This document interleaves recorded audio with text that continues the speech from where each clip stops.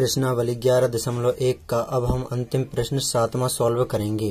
तो एक समकोण त्रिभुज की रचना कीजिए जिसकी भुजाएं कर्ण के अतिरिक्त 4 सेंटीमीटर तथा 3 सेंटीमीटर लंबाई की हों। एक समकोण त्रिभुज बनाना है हमें जिसमें कर्ण जानी गया है 4 सेंटीमीटर और 3 सेंटीमीटर, दूसरी भुजाएं 2 भुजाएं दी हुई हैं, आधार और लंब दिया हुआ है, ये कह सकते हैं हम। फिर एक अन्य त्रिभुज की रचना कीजिए जिसकी भुजाएं दिए हुए त्रिभुज की संगत भुजाओं की 5/3 गुनी हों। तो पहले तो हमें ये समकोण त्रिभुज बनाना है। तो समकोण त्रिभुज बनाने के लिए हम सर्वप्रथम जो बड़ी भुजा है जो कि 4 सेंटीमीटर है, इसे हम खींच लेते हैं यहाँ पर। तो यहाँ पर ये खींच ली हमने 4 सेंटीमीटर लंबी वाली जो लंबी भुजा है, इसे नाम दे देते हैं हम BC 4 सेंटीमीटर। अब यहाँ पर B पर 90 अंश का कोण बनाते हैं चूंकि यहाँ पर समकोण त्रिभुज कहा गया है। तो चांदे की सहायता से यहाँ पर हम बनाते हैं 90 अंश का कोण B पर। तो यहाँ पर जो नीचे वाली रेखा उसे हम इस रेखा से कवर कर लेंगे और बिंदु इस प्रकार रखा हमने 90 देखेंगे हम, 90 ये रहा। तो यहाँ कहीं पर ये जो ये बिंदु है यहाँ पर ये 90 अंश का कोण बन रहा है। अब हम एक रेखा खींचेंगे। पहले हम डॉट डॉट डॉट बिंदुओं से खींचेंगे रेखा को हम इस प्रकार।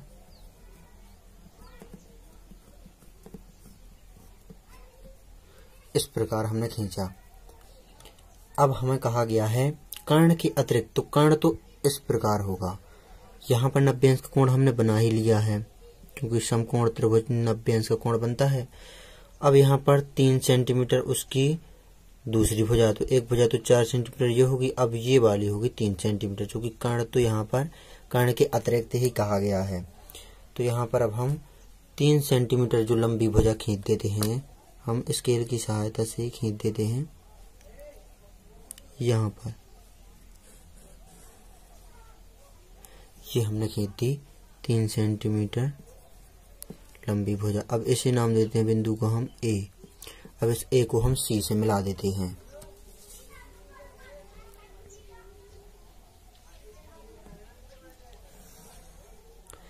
ये मिला दिया हमने A को C से।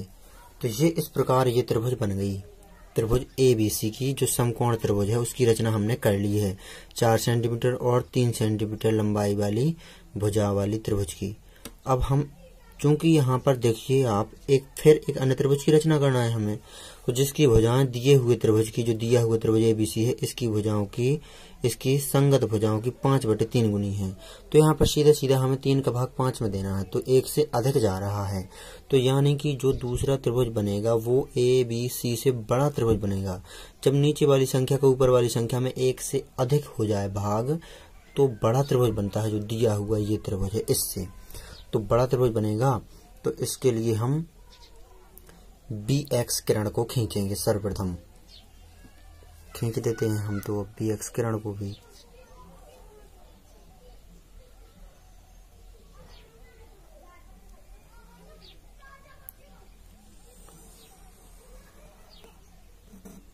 ये खींच दी हमने BX किरण।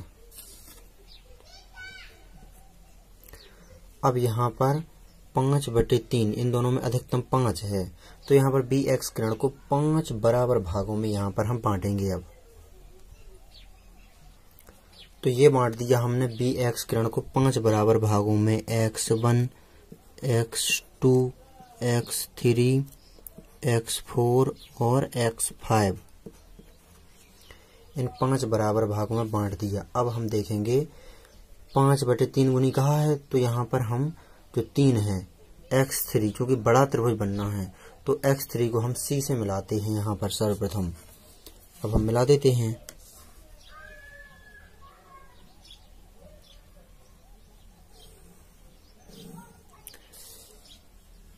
मिला दिया हमने X3 को C से। यहाँ पर C दिखाई नहीं दे रहा है,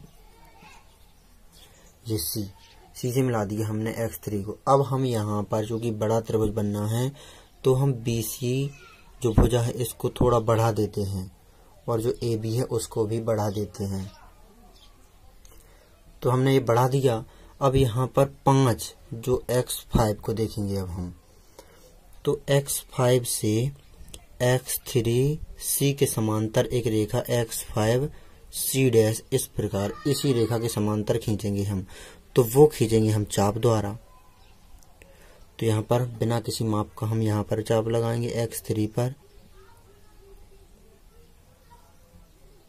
और उतना ही हम x5 पर लगाएंगे।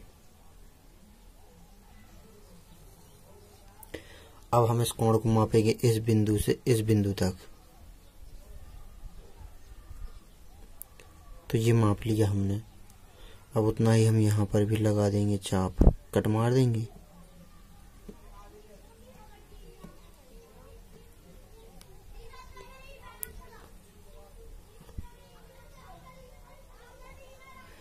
ये मार दिया हमने कट। यहाँ पर जो बिंदु मिला हुआ है हमें, ये बिंदु, अब इस बिंदु को मिलाते हुए x5 से हम एक रेखा खींच देंगे। तो यहाँ पर अब हम खींच देते हैं रेखा को।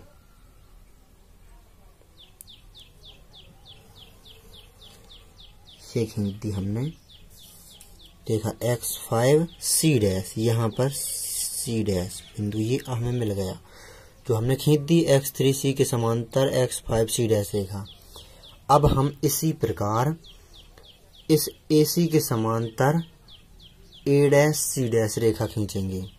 तो हम वही प्रक्रिया यहाँ पर भी अपनाएंगे। यहाँ पर भी चाप लगाएंगे हम, बिना किसी माप का चाप लगाएंगे।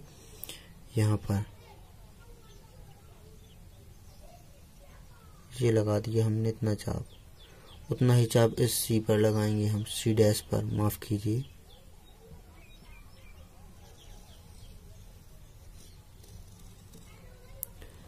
उतना ही हमने ये C' पर लगा दिया। अब हम इस C के कोण को मापेंगे इतना, ये यहाँ से यहाँ तक,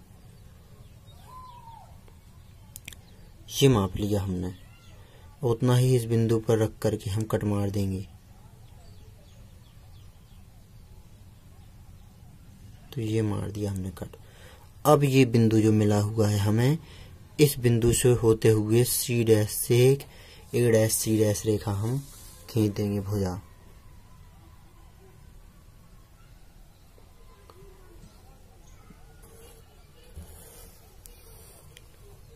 ये खींच दी हमने, यहाँ पर बिंदु आ जाएगा a'।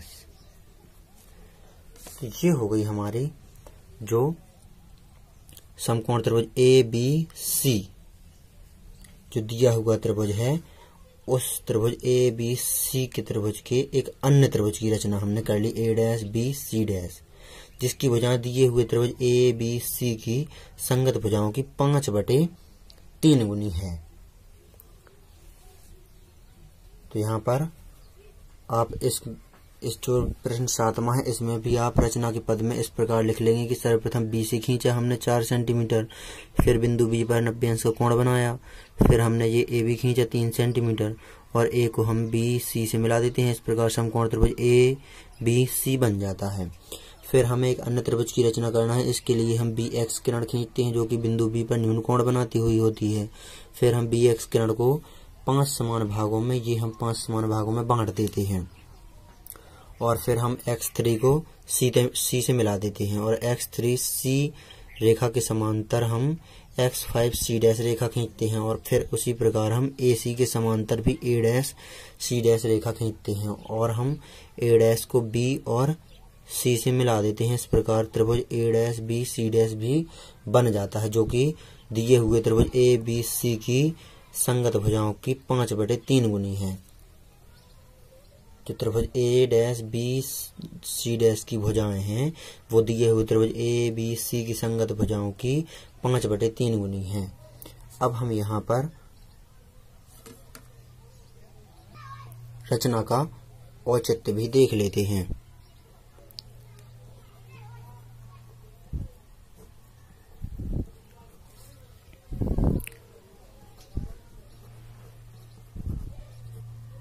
रचना के पद आप लिख लेना। रचना के औचित्य में देखेंगे तो त्रिभुज ABC समरूप है त्रिभुज a', b, c' के। ए बी सी त्रिभुज है ए डैश बी सी डैश के समरूप, तथा जो यहाँ पर दूसरा त्रिभुज नीचे बन रहा है, यहाँ पर देखेंगे आप बी x3c त्रिभुज बी x3c समरूप है त्रिभुज बी x5c डैश के। ये समरूप हैं यहाँ पर दोनों त्रिभुज। अब जब त्रिभुज ये समरूप हैं तो इनकी भुजाएं एक ही अनुपात में इस प्रकार हो जाएंगी कि ए डैश बी, इन दोनों त्रिभुजों को ही ले लेंगे हम सीधा सीधा, ए डैश बी बटे में ए बी बराबर में ए डैश सी डैश बटे में ए सी और बराबर में बी सी डैश बटे में बी सी और बराबर में जो हमें संगत भुजाओं के 5/3 गुनी कहा था, तो 5/3। तो यहाँ पर जो त्रिभुज ए डैश बी सी डैश हैं उसकी भुजाएं 5 गुनी हैं और जो इसकी भुजाएं हैं जो ए बी सी है उसकी भुजाएं 3 गुनी हैं। यही हमें यहाँ पर दिखाना था रचना के औचित्य में भी। तो यहाँ पर आप इस प्रश्न को अच्छी तरह से नोट कर लीजिए और रचनाओं को अच्छी तरह से प्रैक्टिस कीजिए।